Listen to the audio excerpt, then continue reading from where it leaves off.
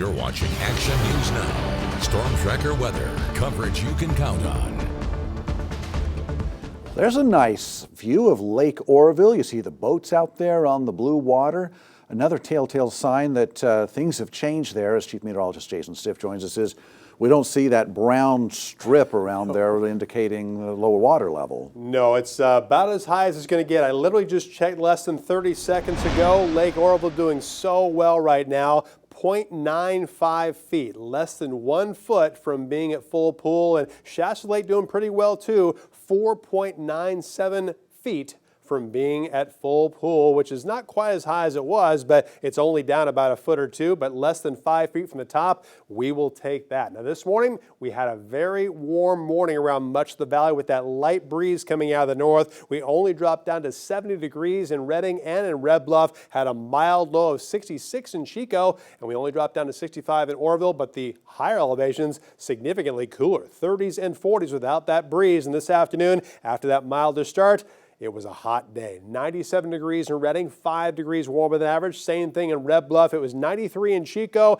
86 very warm degrees in Paradise. Even Weaverville up to 88 this afternoon. And it was 94 degrees in Corning. So it was a toasty day for the valley. We had a lot of high clouds earlier. Now just a few more scooting through our sky, but they're not going to be here very long. And we're going to have a fairly clear to completely clear sky tonight through tomorrow morning. We'll have a mostly sunny sky on Friday afternoon, but that breeze will continue to blow right down the valley tonight, tomorrow morning, and tomorrow afternoon. So expect another night with some very warm overnight lows and even hotter daytime highs. But before you worry about a long-term heat wave, thankfully, that's not going to happen. We have a trough of low pressure moving our direction. As early as Saturday, we're going to have a few more clouds, slight chance of some showers over Modoc and Siskiyou County, but not much rain is going to fall. But you'll notice the temperatures will fall a little bit, and they're going to fall even further by Sunday, Monday, and Tuesday. Coming up in our second half hour, I'm going to show you the long-term forecast. Going to let you know how much further it's going to fall, and also better chances for additional rainfall. Now, I want to show you one of our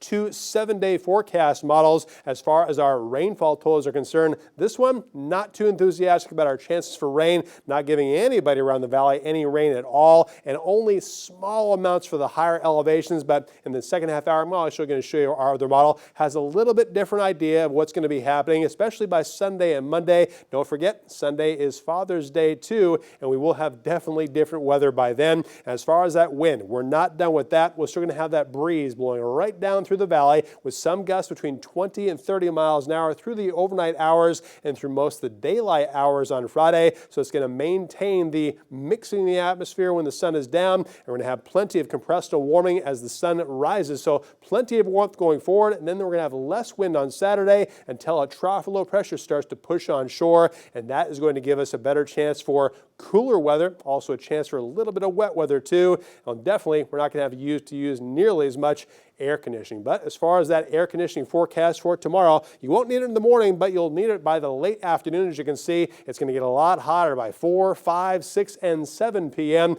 you'll have to put it on maybe a little bit during the early morning hours. But if you leave your window open, get a little bit of that relatively mild air in your house or your apartment before it really heats up during the rest of the day. So here's your forecast for tomorrow. Mostly sunny and very warm for northwestern California with highs from 85 to 90 degrees. Also warmer for the northeast, mostly sunny with highs mostly between 78 degrees in Alturas and 87 in Quincy and Shingletown. For the ridge, look at that, 80s across the board after a mild morning in the 50s and 60s. We'll also have another mild night, if not downright warm for much of the valley with lows in the upper 60s and lower 70s. Highs, look at that, higher than today. 98 to 100 degrees under a mostly sunny sky. Breezy and mild for Glenn and Butte County too. Lows in the mid to upper 60s. Highs, mid to upper 90s tomorrow afternoon, but that's where it's going to stop. We're going to start cooling down, especially by Father's Day. Look at that, 83 degrees for a high. The breezes will really pick up. Same thing on Monday with a high of 77, and then we'll start to warm up after that. For the Redding area, we'll also cool down a lot. 100 degrees tomorrow, down to 85 with a mostly sunny